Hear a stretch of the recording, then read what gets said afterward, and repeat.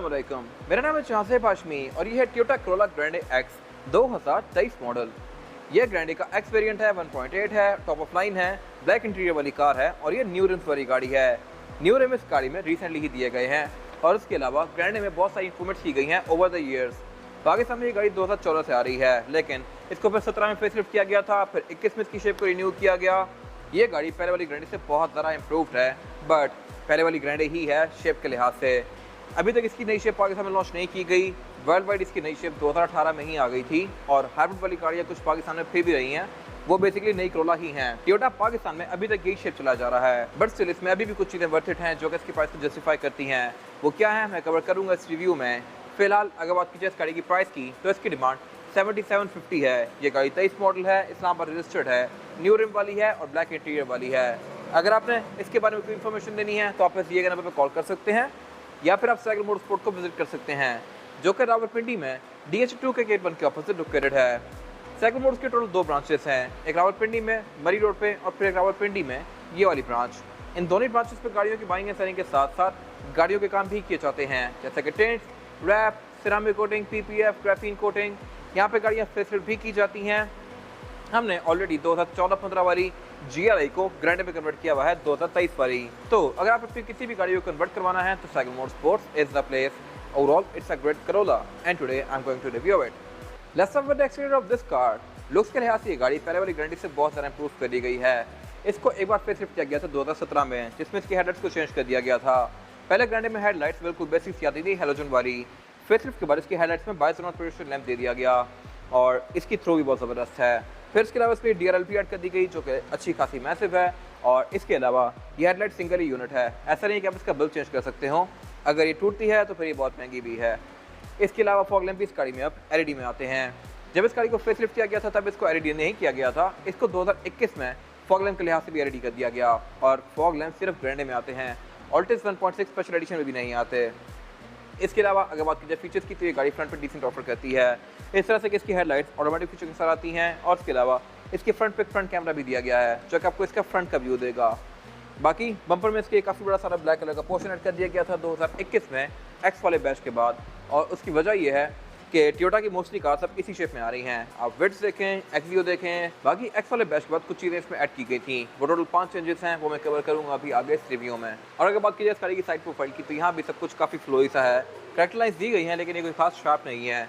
यहाँ पे अगर बात की जाए फ्रंट फेंडर की, तो इसमें डुअल VTA की बैटरी दी गई है और इसके अलावा इसके बम्पर में ये स्कर्ट सेट कर दी गई हैं, जो कि इसके लुक को थोड़ा ज़्यादा अग्रेसिव बनाती हैं। बाकी ये इसका नया वाला रिम है जो कि 16 इंचेस का है। और अगर बात की जाए इसके साइड मिरर की, तो साइड मिरर इसमें रिट्रैक्टेबल भी हैं, एडजस्टेबल भी हैं और इनमें अब ऑटो का फीचर भी आता है। लेकिन यहाँ की चीज़ और भी ऐड कर दी गई है। वो चीज़ ये थी कि इसका जब आप रिवर्स लगाते हैं तो इसका साइड मिरर एडजस्ट करता है आपकी सेट की गई हाइट के लिहाज से, ताकि आपको नीचे का एरिया भी नजर आए। ये चीज़ भी फेसलिफ्ट के बाद ऐड की गई थी। बाकी इस गाड़ी में स्मार्ट एंट्री भी आती है, यानी कि मैं इस गाड़ी को ड्राइवर की तरफ से लॉक अनलॉक भी कर सकता हूँ। बाकी अगर बात की जाए इस गाड़ी की एब्सोल्यूट साइड प्रोफाइल की, तो ये गाड़ी एक प्रॉपर C सेगमेंट के सेडान है।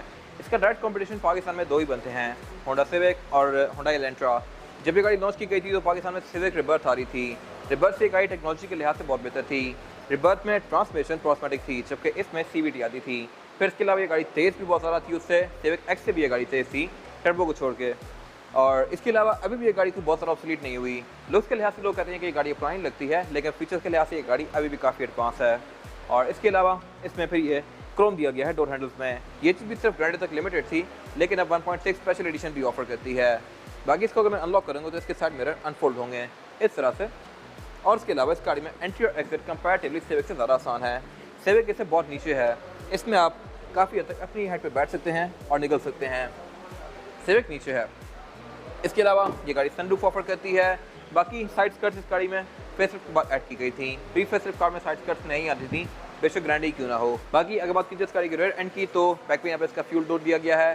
फ्यूल टैंक कैपेसिटी ये गाड़ी 55 लीटर की ऑफर करती है और अगर आप इसको लॉन्ग पे लेके जाएं तो ये गाड़ी तकरीबन 6-6.5 किलोमीटर चल सकती है एक सिंगल टैंक में, जो कि तकरीबन आपको 14-15 की एवरेज देगा, जो कि मेरे ख्याल से काफ़ी अच्छी एवरेज है साइज़ की गाड़ी के लिहाज से। बाकी इसके अलावा इसका सस्पेंशन भी काफ़ी सॉफ्ट है। अगर आप इसको इसके कंपटीशन से कंपेयर करें एलेंट्रा और सिविक से, तो ये गाड़ी सबसे ज़्यादा सॉफ्ट है और सस्पेंशन के लिहाज से बहुत ज़्यादा ड्यूरेबल भी है। इसके अलावा इसमें रेयर बेंचेस फोल्डेबल आते हैं, इनको आप फोल्ड करके इसकी ट्रंक कैपेसिटी को और ज़्यादा स्पेशियस बना सकते हैं ये चीज़ सिर्फ ऑफर नहीं करती, ये चीज़ सिर्फ ग्रैंडे और एलेंट्रा में है। और अगर बात की जाए इस गाड़ी के रेयर एंड की, तो इसको भी फेसलिफ्ट में काफ़ी ज़्यादा इंप्रूव कर दिया गया था। बम्पर इसमें काफ़ी बड़े कर दिए गए थे और इसके बम्पर में एक ये बैक पे प्लास्टिक का एरिया ऐड कर दिया गया था ब्लैक कलर का। ये मेरे ख्याल से थोड़ा सा चीप सा है, अगर ये पेंट में आ रहा तो बहुत बेहतर था। चीप इसलिए क्योंकि ये कुछ टाइम बाद फेड हो जाता है और गाड़ी को बड़ी पुरानी सी लुक देता है। अनलेस आप इसको पॉलिश मारते रहें ये वाइट हो जाएगा। बाकी इसके अलावा साइड पे ये कुछ स्कर्ट्स ऐड कर दी गई हैं जो कि इसकी लुक को बेहतर बना रही हैं, लेकिन ये बॉडी से थोड़ा सा बाहर जा रही हैं। अगर आप इसमें आफ्टर मार्केट रिम लेके लगा दें तो इसकी लुक थोड़ी सी बेहतर हो जाएगी। बाकी इसकी टेल लाइट्स में ये क्रोम ऐड कर दिया गया था। ये भी टोयोटा फेसलिफ्ट के बाद हमेशा अपनी गाड़ियों में ऐड कर देता होता है। आप वीएट्स देख लें, प्राडोस देख लें, ये गाड़ी देख लें या जो गाड़ी देख लें, जब गाड़ी फेसलिफ्ट की जाएगी तो उसकी टेल लाइट्स में क्रोम बहुत सारा कर दिया जाएगा और क्रोम की फ्रिल्स भी बड़ी कर दी जाएंगी। Same goes for this car. पहले ये क्रोम की फ्रिल यहाँ तक आती थी, इसमें इसको पतला करके टेल लाइट्स के अंदर भी कंटिन्यू कर दिया गया है। बाकी ट्रंक अनलॉक करने के लिए एक ट्रंक रिलीज की फोटो भी दिया गया है और इसके अलावा एक यहाँ सेंटर में भी आता है। अगर बात कीजिए ट्रंक कैपेसिटी की, तो ये भी इस गाड़ी की अच्छी खासी स्पेशियस है। यहाँ पर आप 4 से 5 लोगों का सामान इजीली रख सकते हैं और इसके अलावा इसकी ट्रंक में कंपनी से ये एक मैट भी आता है। ये अगेन मेरे ख्याल से एक अच्छी चीज़ है। फिर नीचे के लिड को उठा के मैं इस गाड़ी का स्पेयर टायर और टूल किट एक्सेस कर सकता हूँ। स्पेयर टायर भी इसमें फुल साइज़ का आता है, लेकिन ये अलॉयरम नहीं है। बाकी इसके अलावा ट्रंक के अंदर जो इसकी सीट्स हैं ये फोल्डेबल हैं, जो कि मैंने पहले बताई हैं आपको। इनको फोल्ड करके आप इसकी ट्रंक कैपेसिटी काफ़ी ज़्यादा बना सकते हैं और इसके अलावा इसकी ट्रंक के अंदर भी इंसुलेशन दी गई है। बाकी इसके अलावा ये गाड़ी बैक पे ब्रेक लैंप ऑफर करती है, ABS की बैजिंग दी गई है यहाँ पे, और इसके अलावा यहाँ पे कुछ खास है नहीं। इसके बाद अगर बात कीजिए इस गाड़ी के इंटीरियर की, तो इंटीरियर इसका मोर और लेस पहले वाली ग्रैंडे जैसा ही है। 2014 में भी शेल कुछ ऐसा ही था, लेकिन इस पे कुछ यहाँ पे माइनर रिफाइनमेंट्स की गई हैं और इसमें एक मेजर रिफाइनमेंट है और वो है इसकी कलर टोन। पहले ये गाड़ी सिर्फ बेज रूप के साथ आती थी, अब इसमें इंटीरियर कलर टोन भी ऑफर कर दी गई है।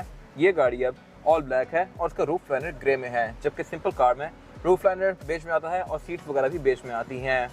बाकी फेसलिफ्ट के डैशबोर्ड का ये वाला एरिया चेंज कर दिया गया था, इन सब पे मैं डिस्कशन करूंगा अभी। फिलहाल अगर बात कीजिए इस गाड़ी के स्टीयरिंग व्हील की, तो स्टीयरिंग व्हील इस गाड़ी का 3 स्पोक है और ये पूरा ही लेदर स्टिच्ड है। ये लेदर वाली फिनिश बेसिकली ऑल्टो सुपर 6 वगैरह में नहीं आती। इसके अलावा लेफ्ट राइट स्पोक को जो कंट्रोल्स दिए गए हैं ये मल्टीमीडिया के हैं और इसके अलावा राइट वाले कंट्रोल से आप इसके MID के बीच में नेविगेट कर सकते हैं। बाकी गाड़ी क्रूज भी ऑफर करती है, क्रूज कंट्रोल को आप नीचे से इनेबल डिसेबल कर सकते हैं, लेकिन ये एडॉप्टिव नहीं है। बाकी इसके अलावा ये गाड़ी पैडल शिफ्टर्स ऑफर करती है। इस कैटेगरी में RS टर्बो के बाद यही गाड़ी है जो कि पैडल शिफ्टर्स ऑफर करी है और 1800 की कैटेगरी में ये ओनली कार है जिसमें पैडल शिफ्टर्स आते हों। फिर इसके अलावा हेडलाइट्स में नॉर्मल सी दी गई हैं, फॉग लैम्प के कंट्रोल भी आते हैं इसमें। और इसके अलावा अगर बात की जाए विंडशील्ड वॉशर की, तो विंडशील्ड वॉशर इसमें ऑटोमेटिक आते हैं, यानी कि ये बारिश को सेंस करके ऑटोमेटिकली ऑन और ऑफ तो होते ही हैं, प्लस इसमें ये स्पीड को भी एडजस्ट करते हैं। ये अगर मेरे ख्याल से एक अच्छी चीज़ है। और ऑटोमेटिक वाइपर्स ना सिविक में आते हैं ना एलेंट्रा में आते हैं। इसके अलावा अगर बात की जाए इस गाड़ी के मीटर की, तो मीटर भी इसका लुक्स के लिहाज से बस ठीक है। इसमें 2 मेन डायल दिए गए हैं, एक स्पीडोमीटर का और एक RPM का। स्पीडोमीटर जो है इसकी रेड लाइन 6.5 से शुरू होती है। RPM जो है इसकी रेड लाइन 6.6 से शुरू होती है और इसके स्पीडोमीटर की लिमिट 240 km/h तक है। और इसके अलावा इसके MID के बीच में ये गाड़ी बहुत सारी चीज़ें शो करवाती है, जैसा कि trace, average km/L, outside temperature, गाड़ी के मैसेजेस। लेकिन ये स्क्रीन क्वालिटी के लिहाज से अगेन बहुत सारा इंप्रूव्ड है पिछली कार से। 2014-15 में ग्रैंडे ये स्क्रीन पिक्सेलेटेड ऑफर करती थी। इसके अलावा इसकी जो मीटर की हाउसिंग है ये भी सॉफ्ट टच पैडिंग के फिनिश में है। और इसके अलावा डैशबोर्ड में इसके 4 एयरवेंट्स दिए गए हैं। इसके डैशबोर्ड के एयरवेंट्स के बीच में ये क्रोम की फ्रिल्स दी गई हैं जो कि इसकी लुक को बेहतर बना रही हैं। फिर इसके अलावा ये गाड़ी ये मल्टीमीडिया स्क्रीन ऑफर करती है जो कि ग्रैंडे और ऑल्टिस में डिफरेंट है।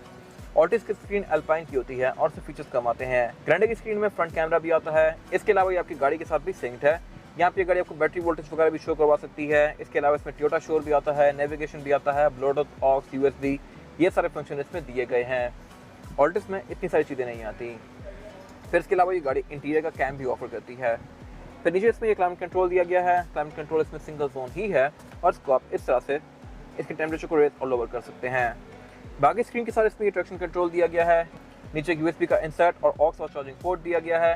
12 वोल्ट का पावर आउटलेट दिया गया है और इसका गेज सिलेक्टर दिया गया है। इसमें जो गेज सिलेक्शन है वो है P, R and D और D में करके आप इस गाड़ी को मैनुअल पे करके मैनुअली भी चला सकते हैं इस तरह से। बाकी हैंड ब्रेक इस गाड़ी में ट्रेडिशनल ही आती है जो कि सिविक 2016 से ये इलेक्ट्रॉनिक ऑफर कर रही है। इसके अलावा सर यहाँ पे इसका स्पोर्ट मोड दिया गया है, एक ब्लैंक स्विच दिया गया है जहाँ पर आपको आफ्टर मार्केट चीज़ लेकर लगवाते हैं तो उसका बटन लगवा सकते हैं। फिर इसमें 2 कप होल्डर्स दिए गए हैं और इसके अलावा सेंटर कंसोल दिया गया है। सेंटर कंसोल भी इसका स्पेस के लिहाज से डिसेंट है, यहाँ पर आप छोटा मोटा सामान रख सकते हैं अपना। और इसके अलावा इसके कप होल्डर के बीच में जो ये पार्टीशन दी गई है उस पर एक गैप है। इस गैप पे आपने कभी गौर किया है? इसका एक पर्पस है और पर्पस यह है कि इसकी जो फिजिकल की है ये एग्जैक्ट इसके अंदर फिट होती है। आप इस की को यहाँ पे रख सकते हैं। Nice attention to detail. फिर इसके अलावा अगर बात की जाए इस गाड़ी की सीट्स की, तो सीट इसमें सारे ही लेदर की फिनिश में आती हैं और इसके अलावा ड्राइवर की सीट को आप ऊपर नीचे भी कर सकते हैं। इसमें हाइड्रोलिक भी दिया गया है, तो आप इसकी हाइट को इस तरह से रेस और लोअर कर सकते हैं अपनी मर्जी के लिहाज से। तो ये मेरे ख्याल से एक अच्छी चीज़ है।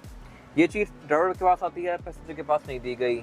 और बाकी विंडोज़ गाड़ी में ड्राइवर की सिंगल टैप वाली है, बाकी की सारी विंडोज़ इसमें नॉर्मल आती हैं।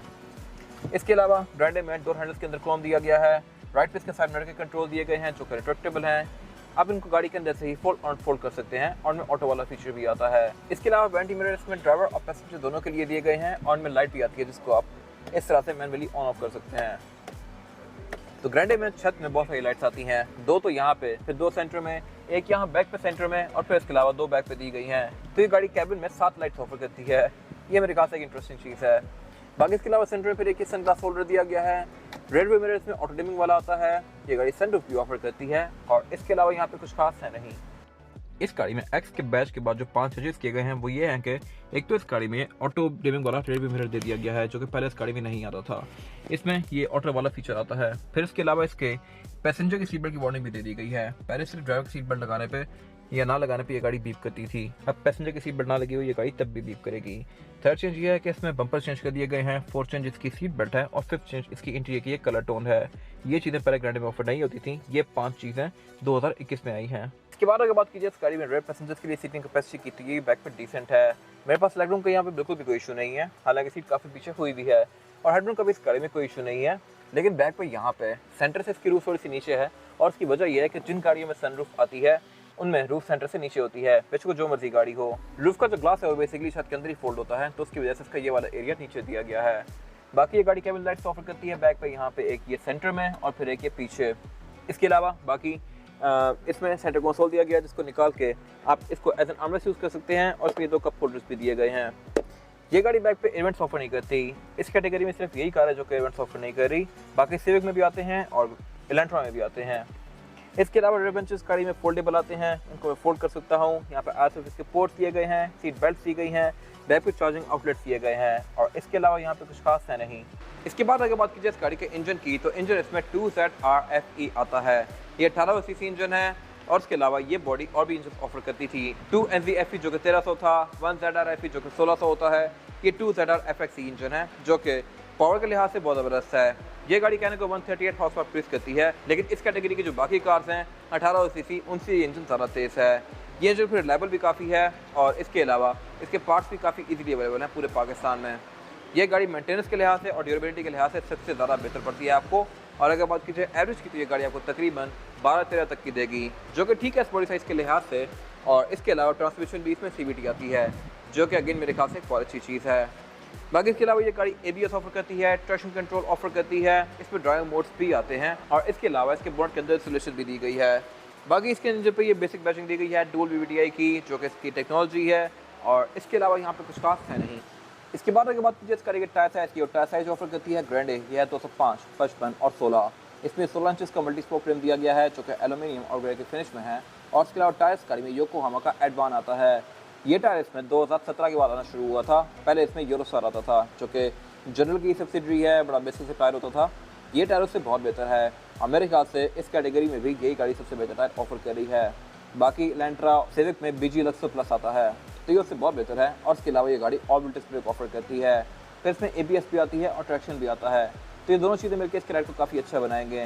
ये टायर आपको 50-60 हज़ार किलोमीटर तक एक राइड प्रोवाइड कर सकता है और इसके अलावा यहाँ पे कुछ खास है नहीं।